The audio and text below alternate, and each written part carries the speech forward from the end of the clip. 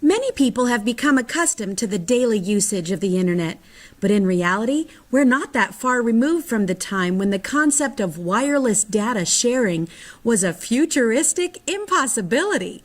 We have witnessed the dawn of the internet. The first workable prototype for the internet was funded by the U.S. Department of Defense in the late 1960s. It used a method for transmitting electronic data called packet switching to enable multiple computers to communicate on a single network. This served as a foundation for growing technology. In 1990, just 25 years ago, a computer scientist named Tim Berners-Lee invented the World Wide Web, which helped to bring the internet into common household usage.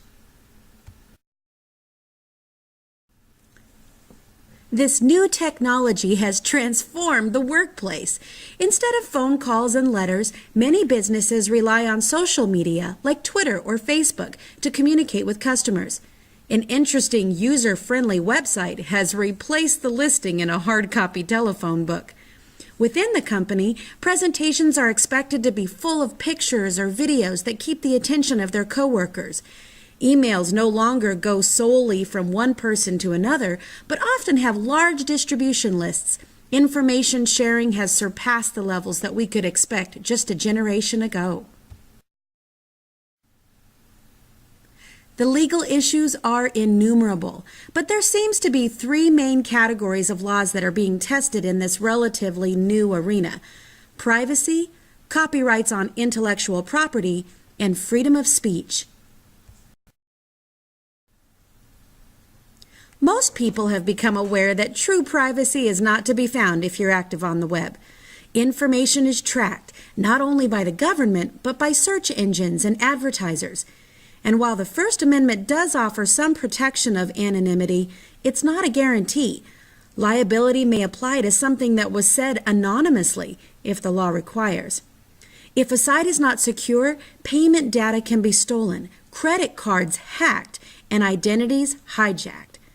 Harming or using the reputation of an individual also falls under the privacy category. Cyberbullying, sharing another's secrets, or using the name of someone to endorse a product or service are all reputational assaults.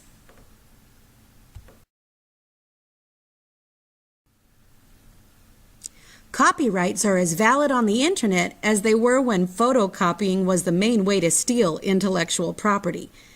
But the confusion comes with the ease of cutting and pasting text or downloading pictures or videos.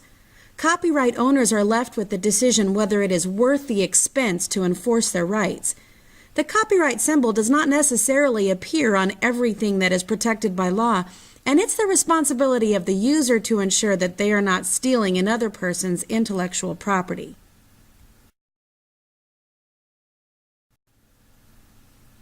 Freedom of speech is such an important part of American culture, and it can be troubling to find out that when online, that freedom can be more restricted. The First Amendment does not protect from all liability. What may be legal if written in the United States may be against the law in France or Egypt. Once published online, international publication is automatic. Anyone around the world can access the information, and it may be against another country's laws.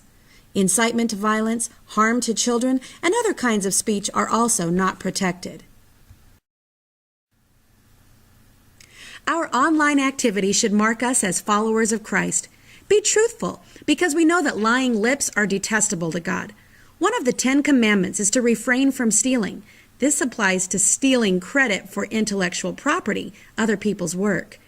Humility will be a protector for you. If you realize you've inadvertently crossed a line, admit it and correct it immediately.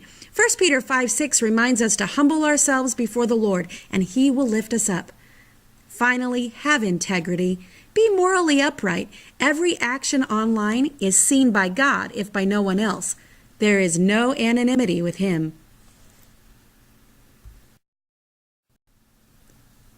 Regulations have largely not been set in stone specifically for the internet. However, the courts are beginning to see many cases that revolve around how the law applies to this technology. So the best practices here are to be aware of who owns the copyright on something you may want to publish or share or modify for the internet. Get permission for use of intellectual property or for posting personal information, including pictures. Give credit when referencing the work or art of other people. Be transparent in your expectations of the use of your online intellectual property. And protect yourself and others from unnecessary information gathering by adjusting your privacy settings. We've witnessed the dawn of the Internet and its transformation of our lives. Over the next few years, we will continue to see how liability and technology interact to modify the regulation of this information highway.